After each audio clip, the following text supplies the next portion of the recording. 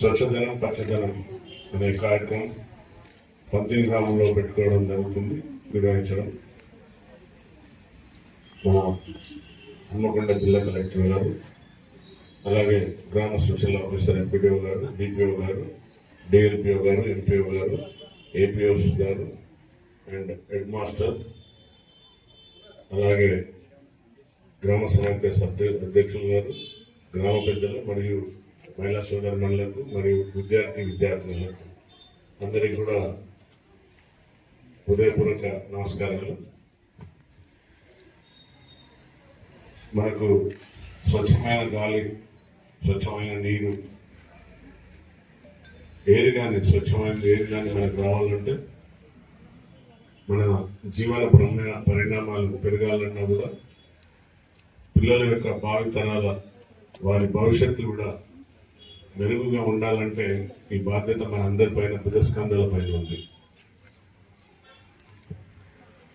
ఒక కలెక్టర్ గారు లేకుంటే ఒక ఎమ్మెల్యేను లేకుంటే ఆఫీసరే దీనిలో భాగస్వాములు కాదు. ముఖ్యంగా ప్రతి గ్రామంలో ఎలాగైతే ప్రతి ఇంటికి మహాలక్ష్మి, గృహలక్ష్మి ఎలా అయితే ఉందో, అమ్మలు, చెల్లెలు, అక్కలందరూ మీపైన ఎక్కువ బాధ్యత ఉంటుంది.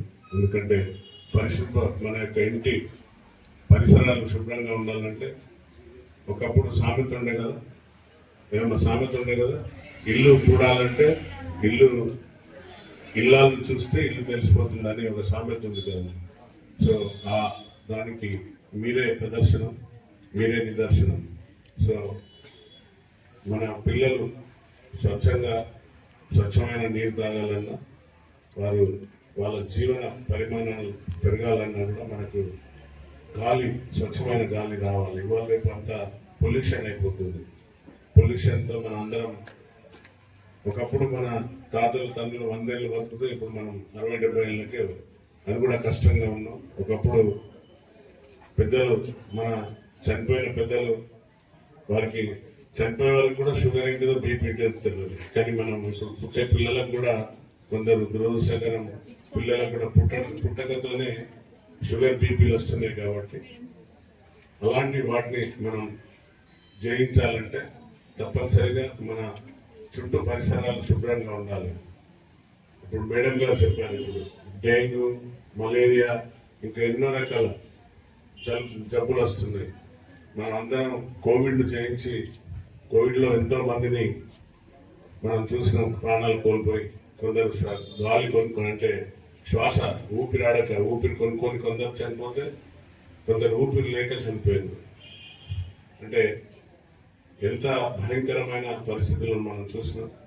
సో అలాంటి పెద్ద ఈ మాయ జబ్బులు రాకుండా ఉండాలంటే మనం మన యొక్క చుట్టూ ఉన్న పరిసరాలన్నీ శుభ్రంగా ఉంచుకునే విధంగా, ఎంతసేపు మనం ప్రభుత్వాన్ని లేకుంటే అధికారులను నిందించకుండా, మన ఇంటి చుట్టూ కూడా ఈ తడి చెత్త, పొడి చెత్త ఉండకుండా ప్రభుత్వం ప్రతిసారి మనల్ని గుర్తు చేస్తుంటుంది, మీరు శుభ్రంగా ఉండండి, లేకుంటే శుభ్రతను పాటించండి అని చెబుతుంటారు. కానీ మనం ఏం చేస్తుంటాం, ఇది మున్సిపాలిటీలో పనులే వాళ్ళే వచ్చి చేయాలి, లేకుంటే గ్రామ కార్యదర్శి పని అని గ్రామస్తుల మీద వేయకుండా, అతని కార్యదర్శి మీద వేయకుండా మనం కూడా మన ఇంటి పరిసరాలను శుభ్రంగా పెట్టుకుంటే తప్పనిసరిగా మన జీవన పరిమాణాలు మెరుగుదల ఉంటుంది. కొన్ని రాష్ట్రాలు అయితే ఇల్లు కట్టేటప్పుడు కూడా ట్రీ ప్లాంటేషన్, అంటే చెట్లు పెట్టకుంటే పర్మిషన్ ఇవ్వదు. కానీ మన తెలంగాణలో అలాంటి ఇంకా రావాలని, అలాంటి ఒక సైంటిఫిక్ మెథడ్స్తో ఆలోచనతో రావాలని కూడా, అలాంటి చట్టం కూడా వస్తే బాగుంటుందేమో అని నేను భావిస్తున్నా. ఎందుకంటే మనం చెట్లు కొట్టేస్తుంటాం, నరికేస్తాం అడ్డదిడ్డంగా. మన అడవులు అంతరించిపోతున్నాయి. అడవులు అంతరిస్తే మీకు తెలుసు, ఈ పచ్చదనం ఉంటేనే